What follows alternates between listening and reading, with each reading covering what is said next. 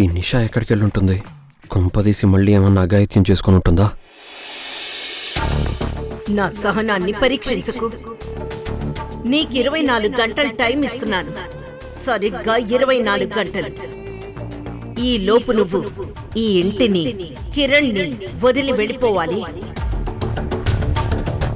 ఆ తర్వాత ఒక్క నిమిషం అటు ఇటు అయినా ఈ కిరణ్మయి నుండి నిన్నే ప్రొటెక్షన్ కాపాడలేదు.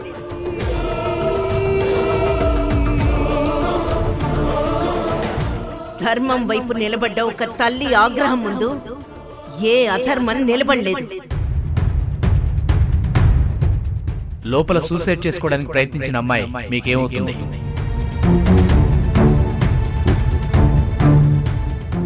నా వైఫ్. మీ ఆవిడకు ప్రెగ్నెంట్ లేడీ. పొరపాటున మీ వల్ల తనకి ఏదైనా చిన్న ఇబ్బంది కలిగినా ఇంట్లో ఉండాల్సిన మీరు జైల్లో ఉంటారు. జాగ్రత్త.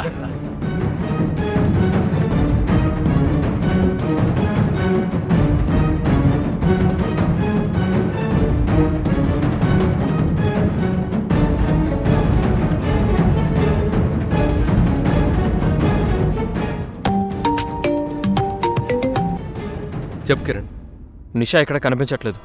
తన గురించి నీకేమన్నా తెలుసా? ఏంట్రా నువ్వు మాట్లాడేది? నిషా గురించి నాకెలా తెలుస్తుంది? తను నీకు కూడా చెప్పకుండా ఎక్కడికి వెళ్ళి ఉంటుంది? ఒకవేళ నిషాని ఇంట్లో నుంచి పంపించేయడానికి నాకు చెప్పకుండా నువ్వు గానీ తరుణ్ గానీ ఏమన్నా ప్లాన్ చేశారేమో కనుక్కుందామని ఫోన్ చేశాను. అయినా పోతే పోనీరా. దరిద్రం వదిలిపోయిందని నువ్వు ప్రశాంతంగా ఉండక తన కోసం కంగారు ఎందుకు పడుతున్నావు? నేను కంగారు పడుతుంది తను వెళ్ళిపోవడం గురించి కాదు, ఎక్కడికి వెళ్ళిందో తెలియనందుకు. బలవంతంగా అయినా తనెప్పుడూ ఈ ఇంట్లోనే ఉంటుంది.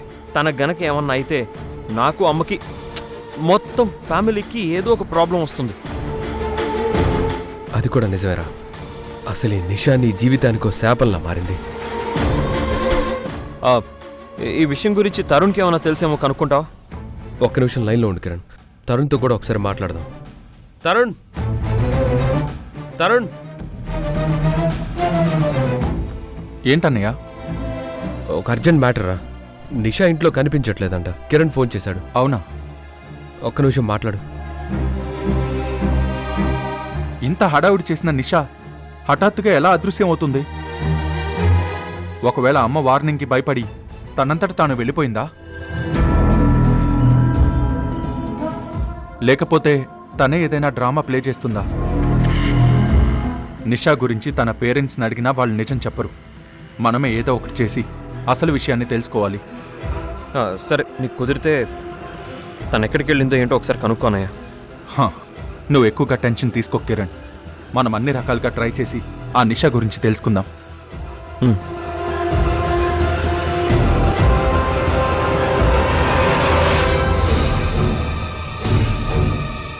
అసలు ఏంట్రా ఇదంతా? ఎందుకిలా జరుగుతుంది?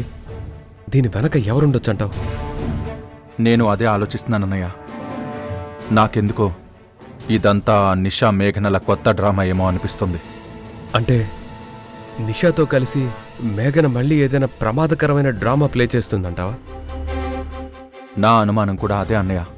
దీని వెనక పెద్ద కుట్ర ఏదో ఉండే ఉండొచ్చు.